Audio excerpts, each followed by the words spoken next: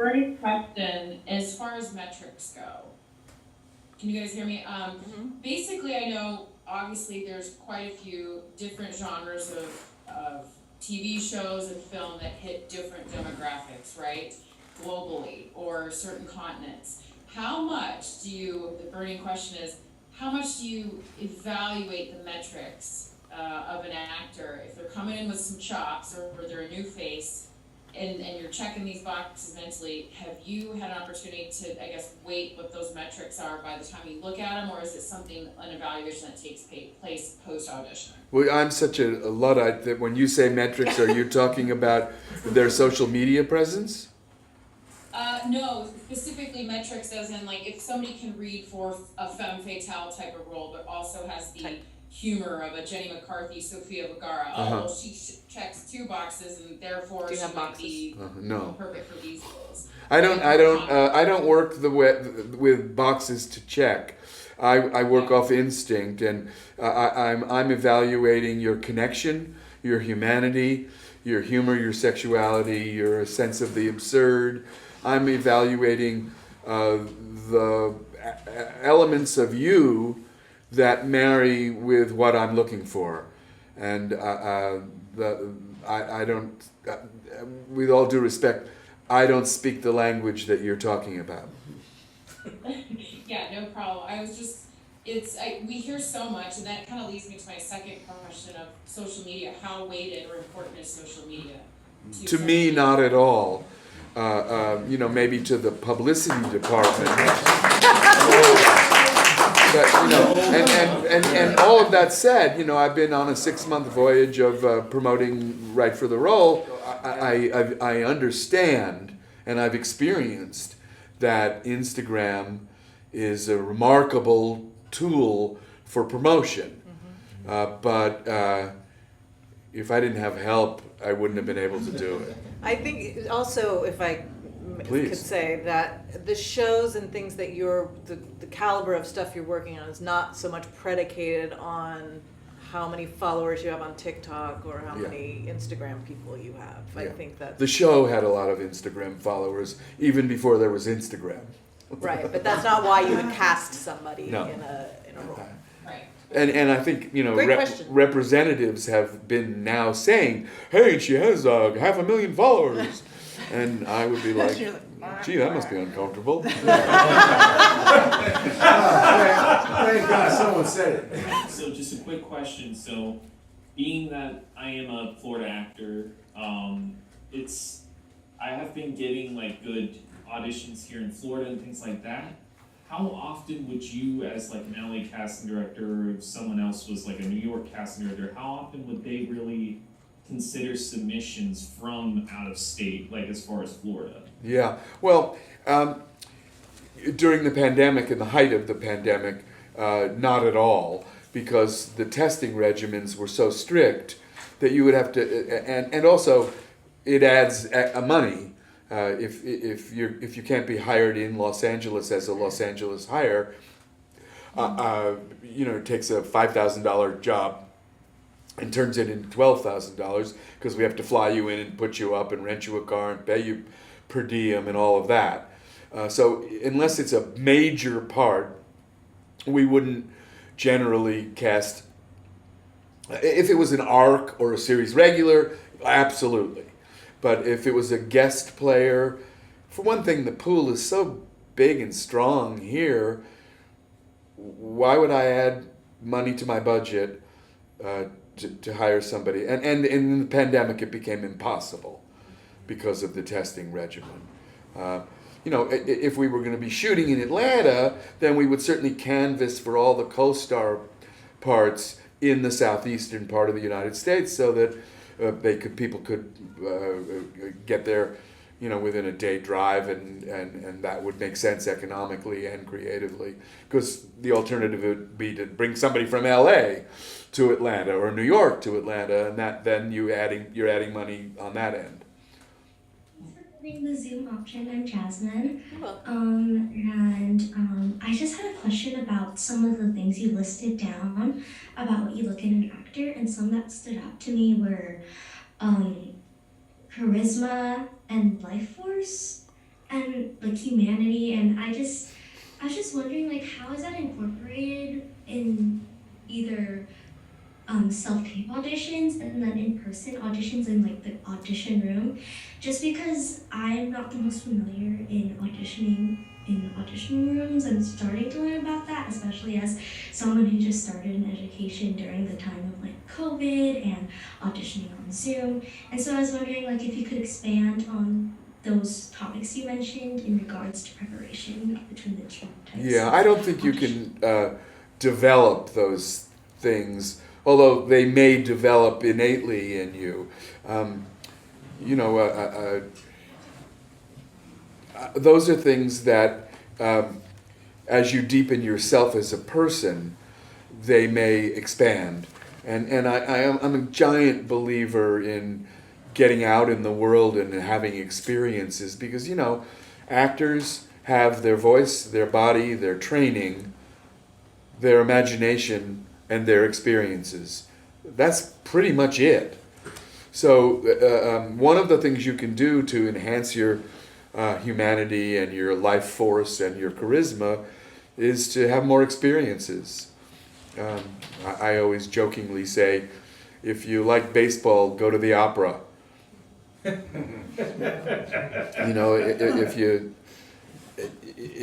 you like to eat but you don't like to cook, learn how to cook.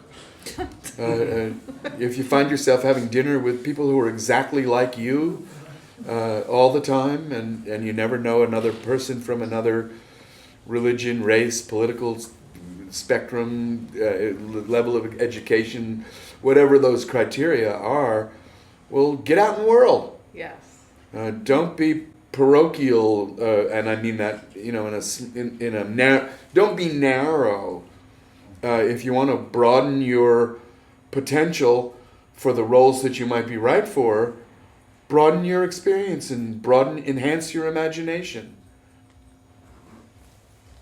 Find yourself in like audition rooms with people who look just like you, and you're all trying to get the same role, and the only difference that's really there's like how you act, or rather how you be, and how like life experiences that you just mentioned. So Right. Thank you so much. Yeah, I mean, it's great that you mentioned that, because it's how you show up in the world. Someone can look exactly like you, but if you're not confident with how you show up, then that's what's going to set you apart, and that's what's going to allow you to be creative and have the freedom to do what you're training to do. So, Yes. that waiting room thing is really interesting. We talked about this the other day too, which Yeah. is so great. And he has this great part in the book where he's like, "I wish I had a camera to take a picture of when you were at At building 140. 140." And he would come out, and they would, they did all the different shows out there, and There'd be motorcycle guys sitting next to 7-year-old girls with no yeah. Yeah, but that was my upbringing, and then all the way up to adulthood. So I was always doing it. It was just this kind of give and take with, okay, he's reading for Santa. That was my favorite time of year, is when people would read for Santa, because there'd be like 5 Santas walking down the street, and it's like, hey, those are my people, And growing up doing that, and then also as an adult is great too. The one time I was, I told you the Henry Winkler thing when he sat down and tried to coach me. That was fun. It was great. Another time I was sitting going in for something, and this guy looked really nervous. He was kind of like leather pants and stuff, and he was like a little older, and he's like, I'm like, are you okay? And he's like, no, I just don't really, I don't do this very often. Anyway, he's like, I'm in a band. And I'm like, oh, you're going to be fine. It's fine. You just go in and read and da-da-da. He's like, yeah, this is just really uncomfortable. I said, okay, well, let me talk to him. What band are you in? He's like, The Cure. I was like, what? What do you mean? And then I got nervous, because of course I love The Cure. I'm like, which albums were you the drummer on and all this stuff? And he's just like, yeah, no, I feel better. I'm like, just go in there and be you. You're going to be great. I think perhaps one of the most humiliating auditions I've ever sat through was a rock and roll, an accomplished rock and roller, quite famous, who came in, and he started and stopped, maybe 8 or 10 times, and he never got past the 12th word, and finally he just threw his sides down on the ground and said, fuck it, and left. It was so painful, but it was, playing the bass isn't the same thing as acting. So true.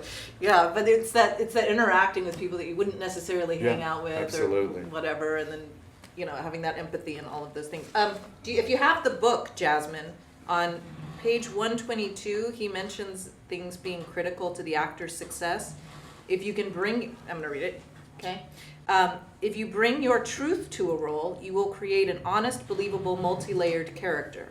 And then you adapt your authentic self to the backstory circumstances that are in the script. I mean, that very eloquently kind of answers that question. Thank you. You're welcome. You wrote it. I'm just reading it. Any other?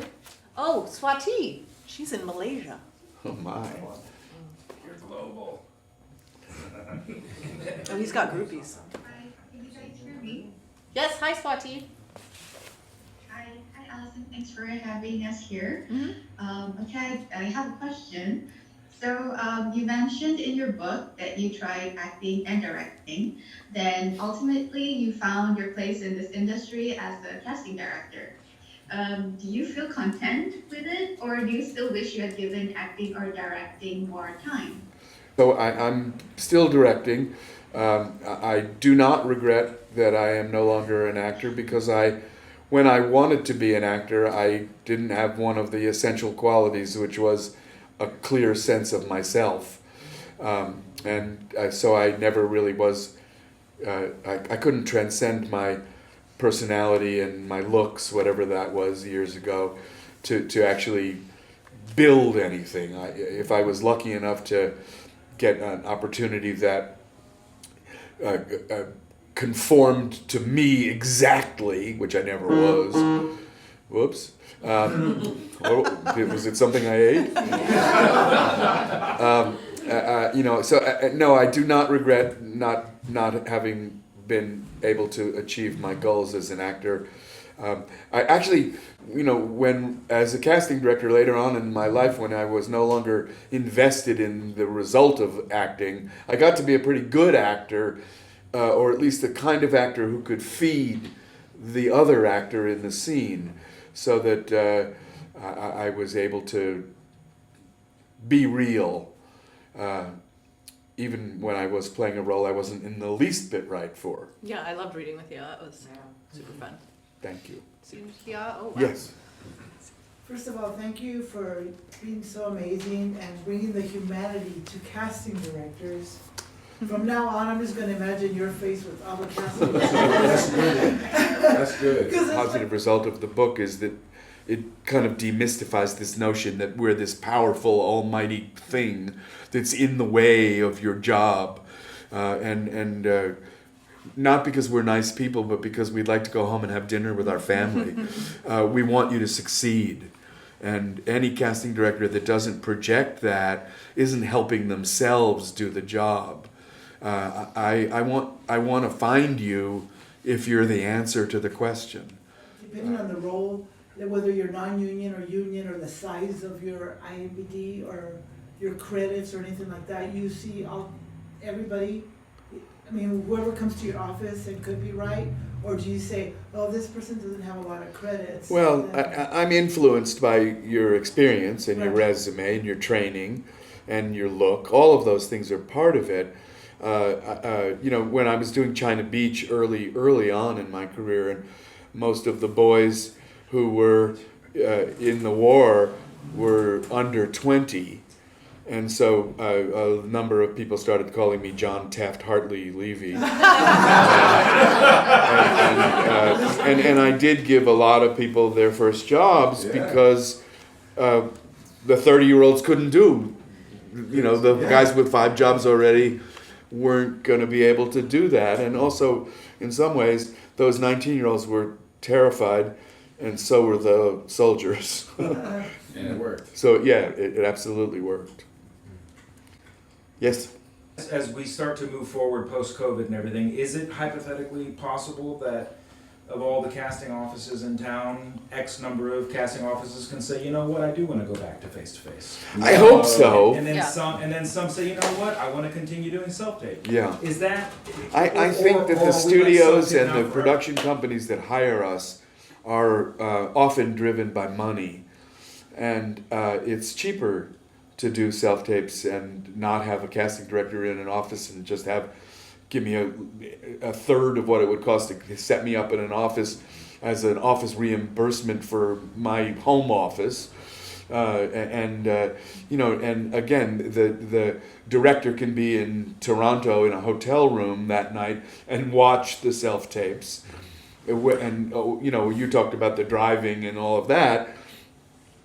Getting the writer, the director, and the producer into my office for 3 hours cuts into the prep day in a big way. So who would make the decision? The I casting think offices or the producers? well, no, I think the producers would tell you, it's cheaper and more efficient. Work from home. But they're coming back though. I've had some auditions. Then there are other people who are more interested in the result and, in the good way, interested in the result and not the process, which is the opposite of what we've been talking about in terms of acting technique. Right. Yep. Hi, I'm curious of a few things that you do to nurture your own creativity. So what are some things you enjoy where you get to tap in and play more that make you more accessible to, Yeah. like writing your book? Like what are some things you enjoy doing that? I'm an inveterate reader, and I have been since I was a kid. So I read maybe 3 novels a week, especially during the pandemic when I wasn't working that much. I am sort of off television these days. I know a lot of people are loving what's on, and I just got, I don't know, I lost the instinct to sit and watch television. I found reading was more, fed me more. I'm a cook. I'm a bit of a sommelier. I'm very interested in Italian wines lately, and that's been a great source of creativity. And so is cooking. It's just there's nothing quite like asking Alexa to play a Rolling Stones album and start chopping. And I don't follow recipes. I read a recipe and then I mess around. I do what I preach, which is to try not to be parochial. I haven't done it recently, but I want to feed the homeless. I want to go to midnight mass at a black church if that's still okay. It used to be. I want to argue about politics with someone who doesn't have the same agenda that I do. I want to experience life. I recently had a funny interaction with a woman. She's now, my age, but she and I had a very brief thing in high school, and she bought the book and read it and was very sweet about it. And then she confided in me that there was impact from our very brief relationship when we were 17, which is kind of, I hadn't thought of her in 50 years, maybe 60.